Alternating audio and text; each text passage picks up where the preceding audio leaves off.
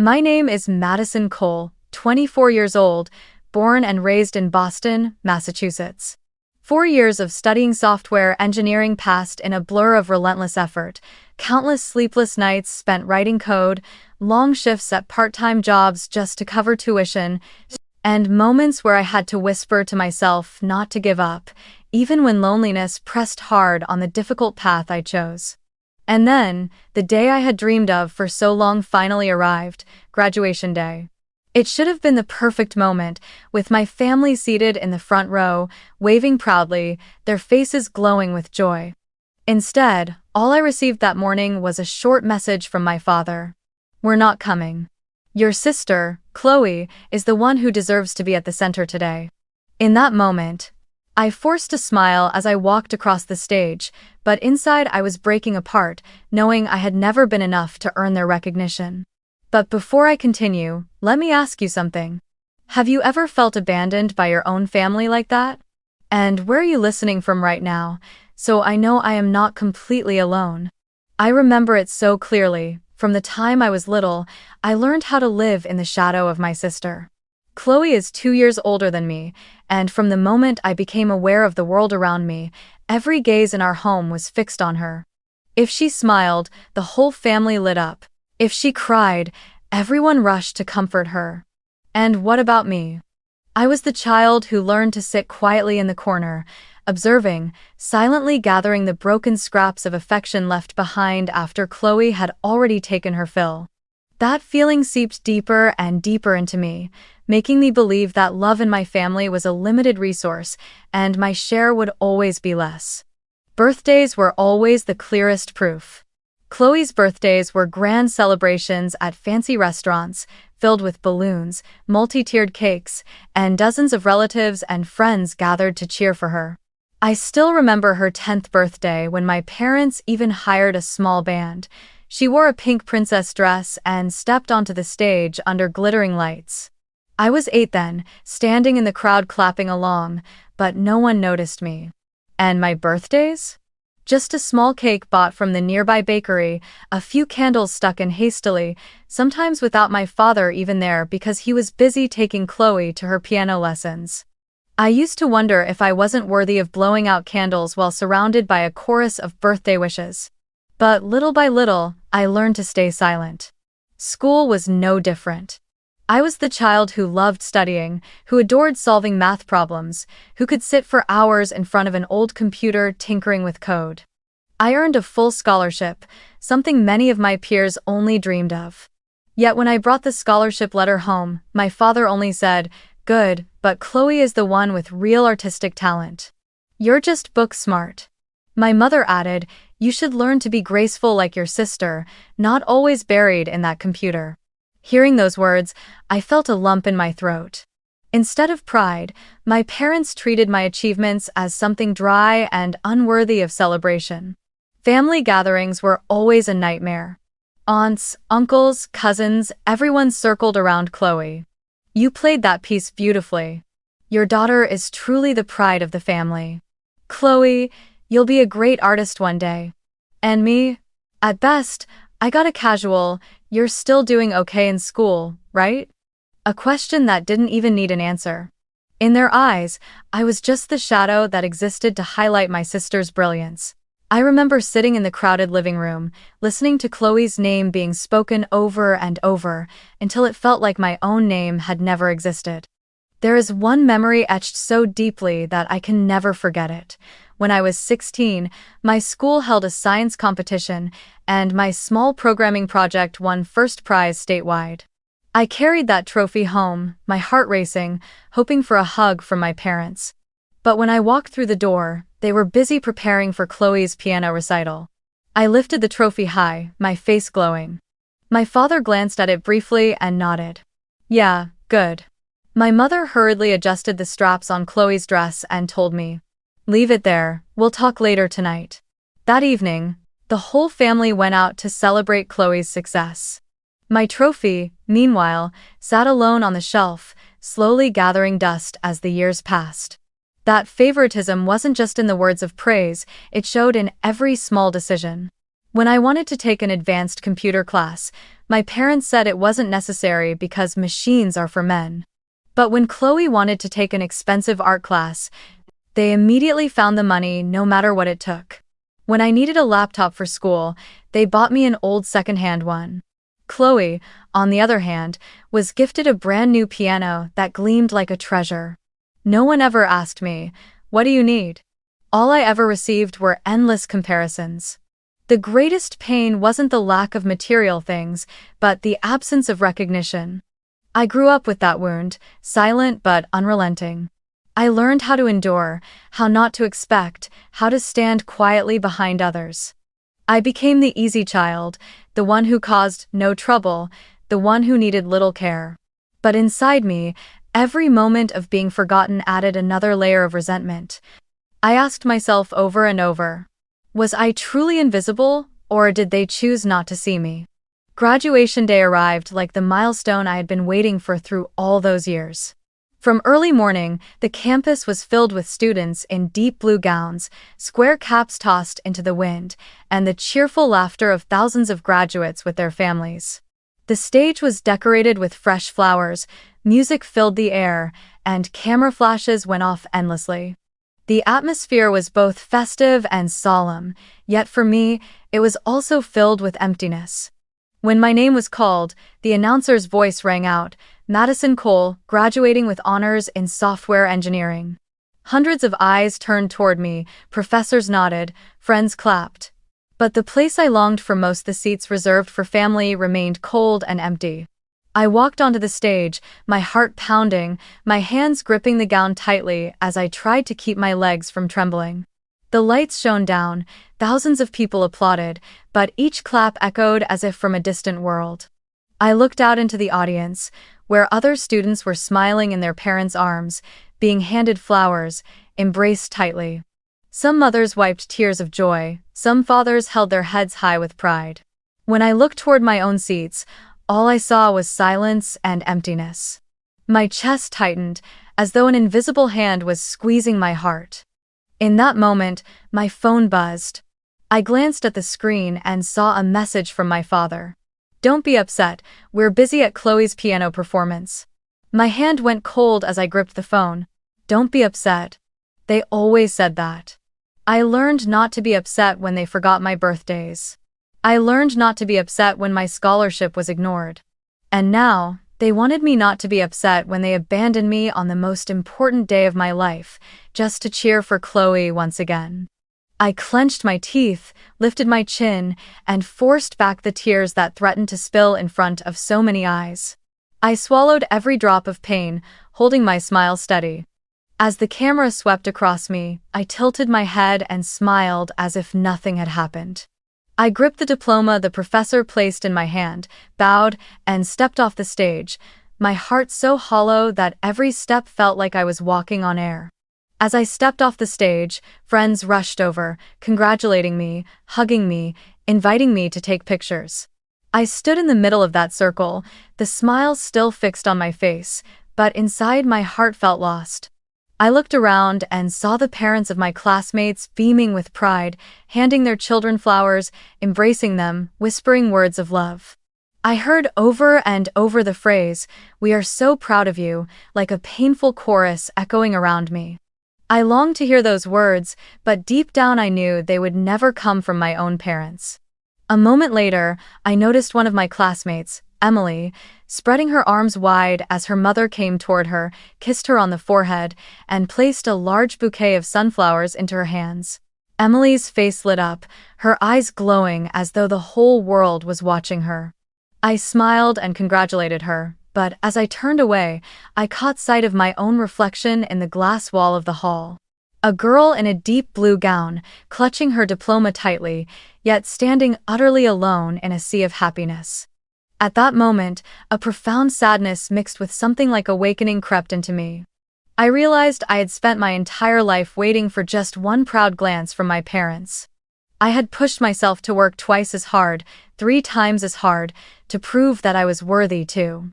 But what was the result? No matter what I achieved, they always chose Chloe. No matter how high I climbed, they dismissed me. Even when I stood on the stage of victory, they abandoned me to go listen to Chloe play one more song. I sat down in my seat, staring at the diploma in my hands, and suddenly it felt both heavy and light. Heavy because it was the result of countless efforts, yet light because it could never make my parents turn their eyes toward me. A cold emptiness spread slowly through my chest. I had been fooling myself into believing that one day they would acknowledge me, but today, the truth stood bare: they never would. When the graduation ceremony ended, everyone left hand in hand with their families, laughter echoing all around. I quietly walked back to my small apartment in Boston.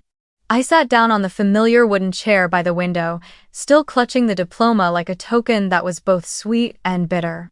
And then, I wanted to share with you a secret I had never revealed to anyone in my family. Because if they knew, I am certain they would dismiss it, or worse, try to take it away from me. For the past 2 years, beyond my studies in the lecture halls, I had been throwing myself into another journey, a path no one in my family ever imagined I could walk. I began working at a small startup in the field of artificial intelligence. At first, I was just an intern, typing lines of code, testing datasets, running experiments.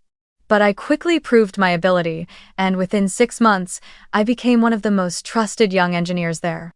Those sleepless nights in my dorm room, the glow of the screen reflecting on my tired face, were also the nights I felt deep inside that I was building something far greater than grades or a diploma. That startup, after a long and grueling journey, secured a major investment from a venture capital fund. Because of my key contributions to the core project, I was given the chance to own equity. When the news of the successful funding round broke, my small stakes suddenly turned into a fortune I had never even dared to dream of. Quietly, I sold part of it, kept the rest, and the money I earned far exceeded anything a recent graduate could imagine. With that money, I made a decision that even I hadn't expected. I bought a $3 million lakefront home in Lake Tahoe, Nevada. Why Lake Tahoe? Because it was the only place that had ever given me a sense of peace. I still remember being 16, the one and only time my parents took me on a family vacation, and even then the trip quickly became another stage for Chloe to shine. But when I wandered alone along the lake shore, watching the rippling water under the sunset, I felt, for the first time, that there was a place where I wasn't compared, where I wasn't cast aside. I filled my lungs with the crisp mountain air, and in that fleeting moment I dreamed, if only this place could be mine. I never imagined that a few years later, that dream would come true. The house was designed with massive glass walls looking directly out over the blue lake, a wide wooden deck large enough to host a small gathering, and a stone fireplace where I could curl up with a book on winter nights. It wasn't just a property, it was a sanctuary, my secret haven. There, I could let go of the comparisons, the cold stares, the dismissive words. There, I found the stillness that a lifetime in my family had never given me. I never told my parents or Chloe about this house. I knew too well that if they found out, they wouldn't see it as the result of my hard work, but as a prize to be taken. They would say I should know how to share, that Chloe deserved to live in a place like this, or that I shouldn't be showing off. They would find any reason to twist my achievement into a burden I was expected to hand over. That's why I kept it hidden. To them, I was still just the daughter renting a tiny apartment in Boston, struggling with lines of code. The truth, though, was mine alone. I had built an entire world of my own, one they could never touch. I set the diploma on the table beside the phone that still glowed with my father's cold message. I stared at it for a long time, as if etching that moment into memory to remember that I had been abandoned even when I was most deserving of love and recognition. But instead of sinking into tears, my mind turned toward a plan. I didn't want to scream to force them to see me. I wanted them to witness it for themselves. I wanted them to realize that while they turned their backs, I was capable of building a world they could never have imagined. The thought of the lake house appeared in my mind, shining as clearly as moonlight on the water. For the past 2 years, I had kept that secret to myself, treating it as my personal refuge. But now, I knew it would become the stage for the truth. I would host a graduation celebration not in the tiny apartment in Boston, but in Lake Tahoe, at the very $3 million home I had bought with my own hands. And, unlike every time before, I would not hide it from my family. I would invite them all. I carefully wrote out the guest list. First were the people who had truly walked beside me. My professors at the university, those who believed in me and gave me the chance to prove myself.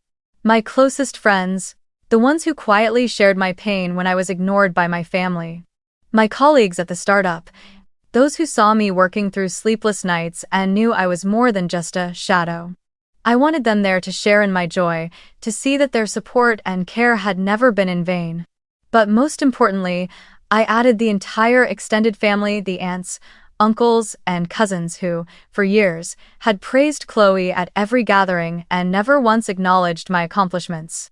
I still remembered sitting in crowded living rooms, listening to them repeat again and again. Chloe is so talented. She's the pride of the whole family. They had grown accustomed to looking at me with faded eyes, treating me as an afterthought, invisible beside her glow. This time, I wanted them to see with their own eyes that the truth was nothing like the picture they had painted all these years. I opened my laptop and designed the electronic invitation. I chose an elegant font, with the background image showing the wooden deck of the lake house, golden sunlight reflecting on the deep blue water.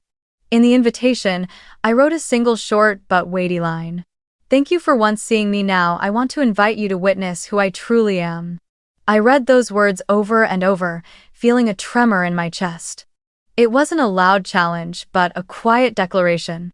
Anyone who read it would understand that this was the first time I stood up and refused to accept being the faded shadow.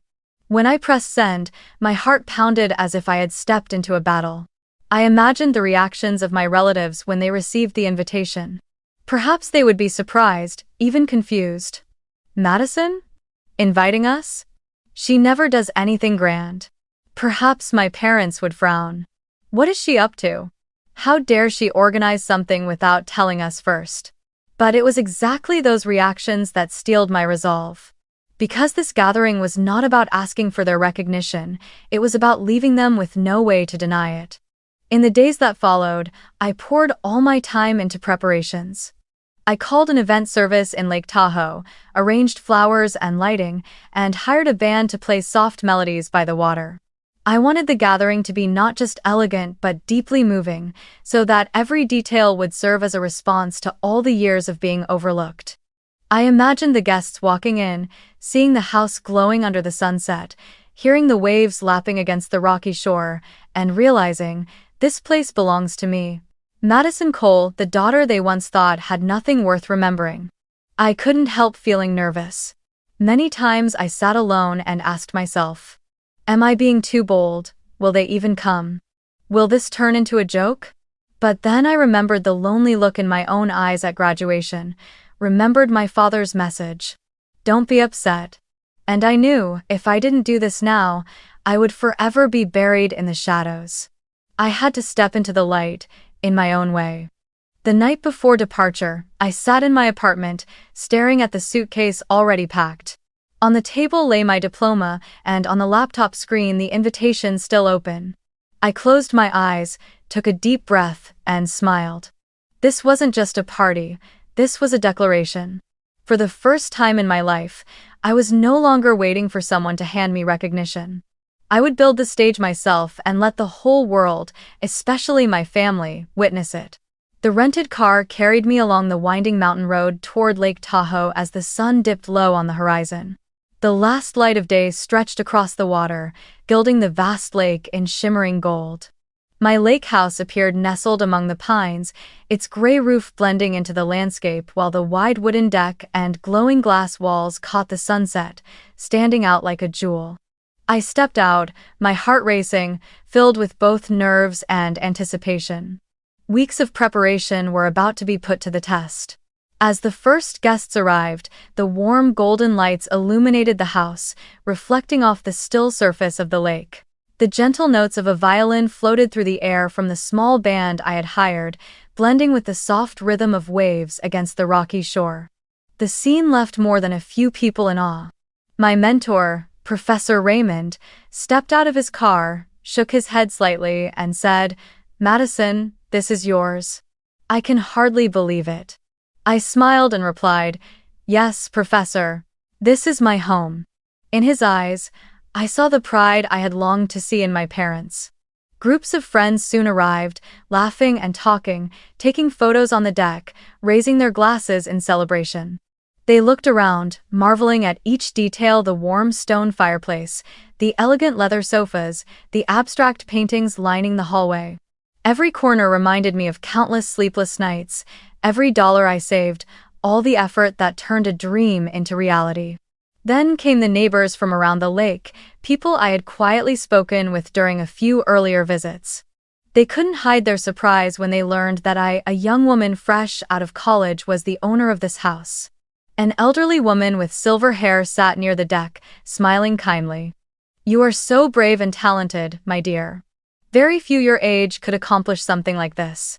Her words soothed my heart, filling the space where the recognition from my own blood had always been absent. And then, one by one, the cars carrying my relatives began to arrive. I stood behind the curtain, watching. Familiar faces stepped out, each of them showing clear signs of discomfort. I overheard whispers. "My goodness, I thought Chloe was the successful one. Turns out," or "How could Madison possibly afford a place like this?" Shock, doubt, even a hint of envy flickered in their eyes. But in that moment, I knew my plan had already reached its purpose: to make them question, to make them reflect on the years they had spent overlooking me. When everything had settled, I stepped forward. The midnight blue gown hugged my figure, simple yet elegant. The golden light spilled across my loose hair, and my reflection shimmered in the glass wall behind me. I smiled, standing in the center of the wide wooden deck, looking out at the familiar faces turned toward me. For a brief moment, the air grew still, broken only by the wind rustling through the pines. "Welcome to my home," I said, my voice steady yet gentle. The words carried through the crowd, leaving them frozen. I saw Aunt Linda's eyes widen, Uncle George's brows furrow, and the stunned looks of my cousins. They had never imagined hearing me say such a thing, because in their memory, Madison Cole was nothing more than the shadow standing quietly behind Chloe. I took another step forward, microphone in hand, and continued. "Someone once told me that I didn't deserve to shine. That my place was only in the background, so others could take the stage. But tonight, I want to share this light with those who have truly valued me, those who saw me, even when my own family did not." My words fell like pebbles into the lake, rippling outward in a silence that spread through the crowd. I looked around and saw friends nodding, professors smiling, while my relatives, the ones who had spent years praising only Chloe, shifted uneasily, unsure how to meet my eyes. That silence, to me, was worth more than any hollow compliment. And then, the sound of applause broke out. At first, it was only from Professor Raymond, then from my closest friends, and soon it spread through the entire crowd. The clapping grew louder and louder, echoing across the deck, drowning out the heavy silence. I heard cheers, my name being called, saw the shining eyes of those who had always believed in me. In that moment, warmth surged through my body. For the first time, I stood in the center of a crowd and was recognized not as Chloe's little sister, but as myself, Madison Cole. As the music swelled and glasses were raised in celebration, the atmosphere grew lively. Yet, even in the joy, I caught a few averted gazes, a few faces flushed with embarrassment. My parents hadn't come, but the presence of the extended family was enough to carry the message. I didn't need to scream for recognition, I only had to show them. And when the truth stood plainly before their eyes, their silence was the sharpest answer of all. The party by the lake carried on with laughter and music. The violin blended with cheerful voices, golden light shimmered across the water, and glasses of wine clinked together in warmth. I moved among the groups of guests, smiling as friends recalled memories from school, bowing in gratitude as professors congratulated me, even receiving tight embraces from neighbors who had only ever exchanged brief greetings before. Yet beneath it all, my phone buzzed again and again in my pocket, each vibration making my heart tighten. I slipped it out for a quick glance. Dozens of missed calls, all from my father, my mother, and Chloe. At first, I felt a flicker of confusion. A part of me still longed for their approval, still hoped maybe they were calling to offer belated congratulations. But then a message appeared on the screen, pulling me back to reality. "What are you doing? Why are you showing off in front of the relatives? You're embarrassing us." The tone was no different from all the years before, not concern, but reproach. I stared at the glaring screen in my hand, then let out a faint, bitter laugh. I set the phone face down on the table, letting it buzz again and again without picking up. Meanwhile, I could hear the whispers among my relatives. Across the deck, Aunt Linda murmured to Uncle George, "Why aren't her parents here? If it were Chloe, they'd be in the front row, raising their glasses proudly." Uncle George lowered his voice. "Maybe they can't handle Madison's success. They've always believed Chloe was the only one meant to shine." The hushed words rippled through the crowd, everyone wondering why the people who should have been the proudest were nowhere to be seen. I didn't answer, only smiled when someone asked, as if my parents' absence no longer bothered me. But deep inside, a heavy contradiction stirred. I hurt because they were still the same, clinging to their old ways. Yet at the same time, I felt an odd sense of freedom. Their silence for the first time didn't make me feel worthless. Instead, it proved that I had stepped beyond their control. In the middle of the party, a friend handed me her phone and whispered, "Did you see what Chloe just posted on her story?" I took it and glanced at the screen. Sure enough, on Instagram, Chloe had written, "Some people only know how to show off. Real value doesn't need to be displayed." Beneath her words was a picture of her piano under stage lights, as if reminding the world that she was still the center of attention. I let out a quiet laugh, not from amusement, but from pity. Chloe could have the lights, the applause, the stage, but she had never once possessed what I held at that moment. The genuine respect of people who truly saw me. I set the phone back on the table and returned to the group of guests laughing nearby, raising my glass with theirs. I didn't need to explain, didn't need to argue. My silence was the only answer required. As I smiled brightly with friends, as I danced spontaneously on the wooden deck with a few colleagues, I caught the looks from my relatives, astonished, uneasy, and slowly realizing the truth they had long chosen to ignore. The phone kept buzzing, but I no longer cared. Messages flashed across the screen and vanished. "Do you think you're better than us? You're bringing shame on the family. You should know your place and step aside for your sister." Each one only reinforced what I already knew. They had never understood me, never truly seen me. And instead of hurting me further, this time, it felt like a reminder that I was finally on the right path. As small fireworks lit up the sky from the lakeshore, their colors rippling across the shimmering water, the crowd clapped and cheered.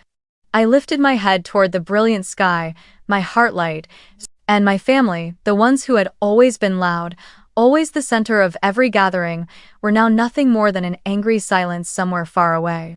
They weren't present, they couldn't control me, they couldn't dim my light. Their absence itself became a space I could finally fill with laughter and freedom.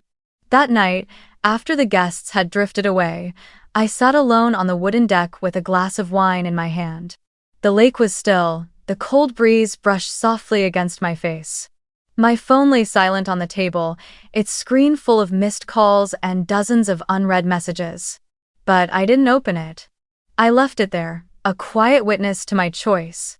I chose silence, I chose joy, I chose the people who truly valued me. My family could be angry, they could stay silent, but for the first time in my life, I no longer felt small beneath that silence. A week after the lake house celebration, when I had returned to Boston and thrown myself back into work and new plans, the doorbell to my small apartment rang insistently. I opened the door, and there they were, my parents and Chloe. My father stood with his hands on his hips, his face red with rage. My mother pressed her lips into a hard line, her eyes sharp with reproach. Chloe, dressed in a fashionable gown, crossed her arms with the same self-assurance she wore on stage, as if she were still waiting for applause. The tension was so thick I felt as if the narrow hallway itself could no longer hold enough air to breathe. My father stormed in without waiting for an invitation, his voice sharp and heavy. Do you even know what you've done? You've humiliated us in front of the family. Why didn't you say anything beforehand? Why did you throw such a spectacle without telling us? I looked at him and saw it clearly more fury than concern. To him, the problem wasn't that I had grown, that I had succeeded, but that he and my mother had lost control of the story about me. I drew a deep breath, keeping my voice calm. All these years, have you ever asked how I was living? Have you ever cared about what I needed? Or did you only ask how Chloe's piano practice was going, how her performances turned out? My mother frowned, ready to speak, but Chloe cut in first, her lips curved into a mocking smile. Just remember, the one who shines in this family is me. You're nothing but a show-off who got lucky. I turned to her, meeting her eyes directly. In that instant, I no longer felt like the younger sister trembling under her mockery. I spoke slowly, each word clear. No, Chloe. You only shine in the world of our parents, but I've built a world of my own. And in that world, you don't get to define who I am. The room seemed to sink into tension. My mother quickly cut in, her voice trembling with anger. Madison, don't be disrespectful. No matter what, we are still family. You must know how to protect your parents' honor. I turned to her, my gaze steady. I've protected your honor for 24 years by staying silent, by accepting comparisons, by enduring being forgotten. But in return, what have you given me besides scars? If honor mattered so much, you should have thought of that when you abandoned me on my graduation day. My father slammed his hand on the table, the sound making the glass of water on the counter tremble. You are ungrateful. After all these years of raising you, this is how you turn your back on us. I didn't flinch under his glare. I simply answered, calmly, I am not ungrateful. I am only refusing to keep living as a shadow. Raising a child is not an excuse to bury them for life. Chloe scoffed, her laugh sharp. Do you think you're better than me just because you have a house by the lake? Money doesn't make you the star of this family. You'll always be nothing but a shadow. I shook my head and smiled faintly. You're wrong. I no longer care about being the star of the family. I only need to be the star of my own life. The argument dragged on, words growing heavier, but my voice remained even no shouting, no tears. Instead, it was my parents and Chloe who gradually lost control, their voices cracking, their tempers spiraling. And I realized, for the first time in my life, the balance of power had shifted. They no longer had the ability to make me tremble. I had my own world now, while all they had left was anger and wounded pride. At last, I set my glass down and looked straight at them. From now on, I will live my life my way. I am still your daughter, and I will fulfill the duties of one. That means when you are sick, when you need care, I will be there. But beyond those basic obligations, I owe you nothing. I do not owe you silence, I do not owe you sacrifice, and I certainly do not owe you my life as a shadow so someone else can shine. How? My mother burst into tears, but there was no regret in them, only bitterness at no longer being able to impose her will on me. My father gripped her hand and pulled her toward the door, but before leaving he threw one last line over his shoulder. You will regret turning your back on this family. I stood still, watching their figures disappear down the hallway, and felt a strange calm settle inside me. Because I knew that this time, I was no longer trembling. I had drawn a boundary.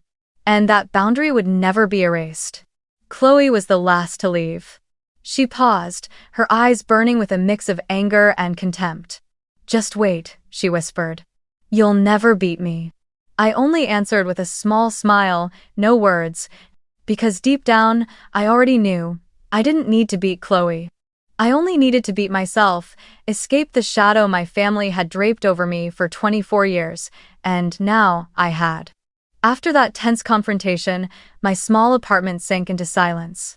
I sat on the sofa, staring at the door that had just slammed shut behind my parents and Chloe. A storm of emotions swirled inside me: sadness, disappointment, but also a strange sense of relief. I suddenly realized that for 24 years, I had lived in desperate pursuit of my parents' recognition. I had studied relentlessly, worked twice, 3 times as hard as others, all in exchange for a single, simple sentence. We are proud of you. But after tonight, I knew those words would never come. And the surprising part was, I no longer needed them to survive. I began to look back on my journey. The ones who had always seen me were not my parents or my relatives, but my professors who patiently guided me through 4 years of university, the friends who offered their shoulders when I felt abandoned, and the colleagues at the startup who trusted me with opportunities that changed my life. They never looked at me through the lens of comparison with Chloe.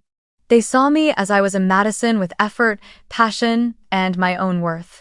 When I remembered the look in Professor Raymond's eyes during the Lake House celebration, eyes filled with pride and trust, I understood that the recognition I needed was not from those who had denied me, but from those who truly valued me. The lake house at Lake Tahoe became the symbol of it all. It wasn't just a $3 million property, but proof that I could build a world of my own. Every time I stepped onto the wooden deck and looked out at the endless stretch of blue water, I felt deep within me that this was my new family. Not a family bound by blood, but one of choice friends who stood by me, colleagues who shared the same ideals, professors who never stopped encouraging me.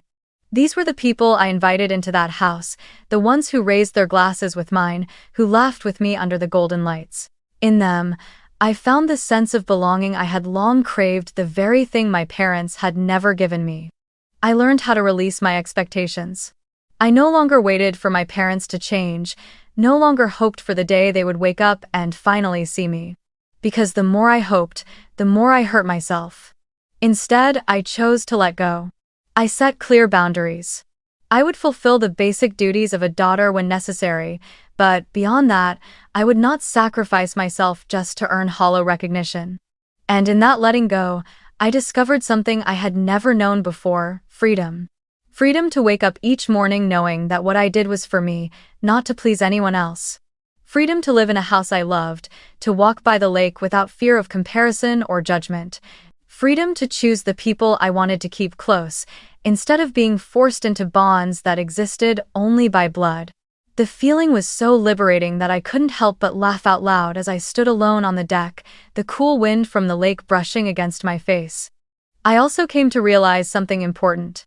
Love is not a reward for silence and sacrifice. I had stayed silent for too long, believing that if I endured enough, if I gave up enough, I would eventually be repaid with love. But the truth was the opposite. Only when I dared to say enough, when I stepped out of the shadow, did I finally find real love, the kind that comes from people who value me for who I am. In the days that followed, I began to build a new rhythm of life. I often invited friends to the lake house, hosting small gatherings filled with music and laughter. I dedicated more time to personal projects, developing my skills, seeking new opportunities in the tech industry. Every step now carried a different meaning. No longer a race for my parents' approval, but a journey to affirm myself, for myself. Sometimes, sadness still visited. Late at night, I would recall the emptiness I felt on graduation day, staring at the vacant seats. I still mourned the fact that my parents had never seen my worth. But instead of letting that sorrow consume me, I learned to hold it, to see it as part of my path. Because it was from that very sadness that I found the strength to step forward, to discover freedom, and to build a new kind of family. I look back on the journey I've walked, the birthdays without flowers or candles, the trophies left to gather dust on a shelf, the message that read, "Don't be upset," on my graduation day. I once thought those things would haunt me forever, that they would define my life. But now, as I gaze at the still waters of the lake, I realize they were only the opening chapters of a larger story. A story I have the right to continue writing in my own way. I want to tell you, those listening to this story, that every child deserves to be loved equally. No one is born to live as someone else's shadow. If you've ever been called ungrateful just because you dared to speak up, if you've ever been forced to step aside so that someone else could shine, remember this. Your worth is not determined by favoritism. It lies within you, in every step you take, every drop of sweat, every dream you dare to chase. Do not let favoritism define who you are. Family may turn their backs, they may ignore you, they may stay silent until you feel invisible. But that silence does not have to be the end. It can be the chance to rewrite your story. Turn the emptiness they leave behind into the stage where you stand. Build your own table and choose carefully who deserves a seat at it. I know it sounds easier said than done. I trembled the first time I dared to say no. I cried through long nights, believing I was unloved. But then I learned to breathe deeply, to step out of the dark room and open the door to let the light in. And when I did, I found something I had never known before. Peace. Peace in waking up without needing to prove anything. Peace in knowing I don't need my parents' approval to be myself. Peace in understanding that family is not only defined by blood, but also by love and respect. Thank you for listening, and I truly hope to see you again in the stories yet to come.